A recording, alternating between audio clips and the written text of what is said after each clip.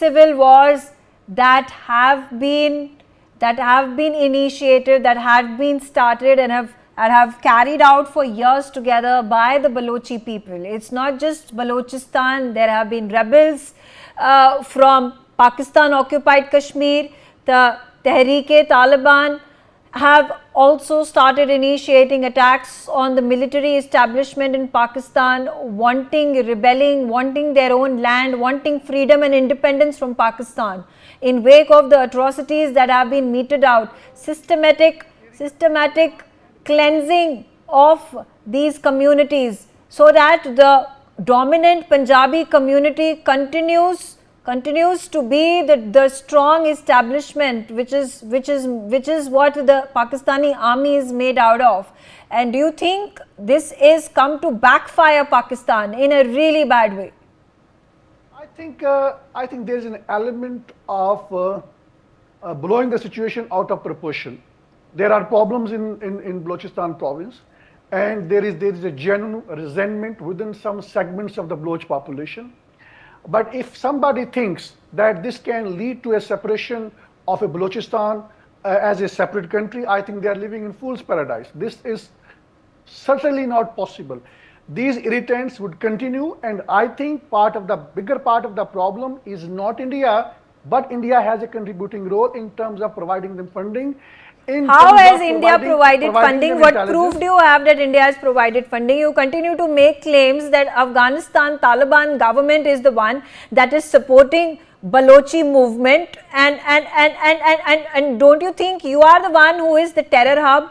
You are the one who has been giving safe havens in Abbottabad to Osama bin Laden, Hafiz Saeed, Lashkar-e-Toiba, Jaish-e-Mohammed, Jamaat-ud-Dawa. They are all homegrown terrorists who have built their organizations in Pakistan with the support, with the financial aid that is provided by the Pakistan army, by the ISI, who have been spreading terror in Kashmir, who have been spreading terror against India through the Khalistani wing that they have also been able to create. There are a number of questions, Javed Rana, and if you at this point of time pointing fingers at India is not really going to help your cause.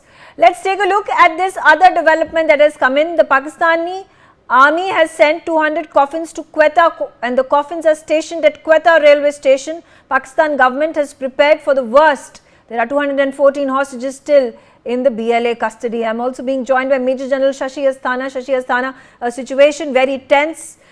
Do you think the Baloch Liberation Army is going to at this particular stage, this particular time, be able to get its way, which is to have its prisoners released from Pakistani jails?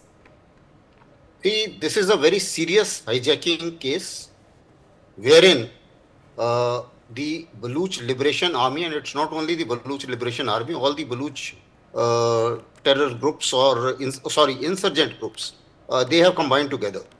And this operation is like a military operation with fair amount of intelligence and fair amount of precision, which they have been able to adopt.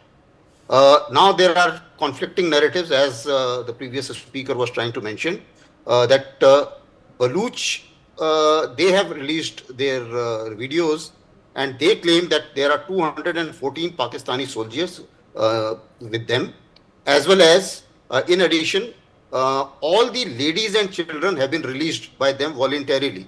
And after the train stopped, thereafter they have done this sifting of the people, all the hostages, and having released the others, they have retained the Pakistani military personnel. Now, some of them have been killed. The exact number can be anything between 20 to 40. These are the varying figures coming from various media sources. That's one part. The second most important thing is that the narrative of BLA seems to be little more convincing for the simple reason, because we have fought insurgency for so long. For an insurgent group to survive, they have to keep the population on their side. So they couldn't be seen killing civilians and children, because if they do so, the civilians provide them all the intelligence, logistic support, etc., etc. So therefore, they will not like to annoy civilians for their own survival. That's a basic principle, because in an insurgency or counter-insurgency operation, people are the center of gravity, and you cannot fight a successful operation, whether from the insurgent side or from the counter-insurgency side, unless population is with you. So that makes some sense. That's one part of it. Secondly, as the other panelist was trying to say, let me say in no uncertain terms, TTP as well as the Khyber Pakhtunkhwa province is also equally aggrieved in a manner. They feel that their Pashtuns have been divided. TTP is also targeting Pakistani army, and so are these Baluch groups.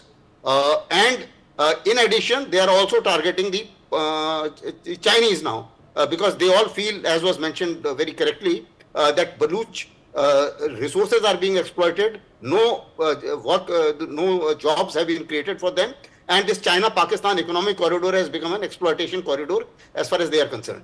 Now, since their targets are Pakistani military in both cases, they have joined resources, they have also joined the intelligence setup of each other, and they are helping out each other. It was also in various international channels I have been seeing in the morning, since morning. I am given to understand that these groups have spoken in Afghanistan as well. So therefore, apparently there is a connection, because the Baluchis are not only in Pakistan, they are in Iran also, and they are in Afghanistan also. And their dream had been Greater Balochistan, that's a separate part of it. But the biggest chunk of Balochistan is in Pakistan. So apparently this is the kind of situation. Hostage situation is sensitive, and therefore I am sure that Pakistani military will handle it with that kind of sensitivity, because their own men are involved. And therefore they, even if there may be a release, they may succeed in getting their Baluchi prisoners released in this particular case. Subsequently, obviously, any hostage drama or any hostage action has to end at some point of time. It will end at some point of time. And I am sure the kind of atrocities which have been created by Pakistan army, that is the root cause of their hatred towards Pakistan army. And that perhaps this is not the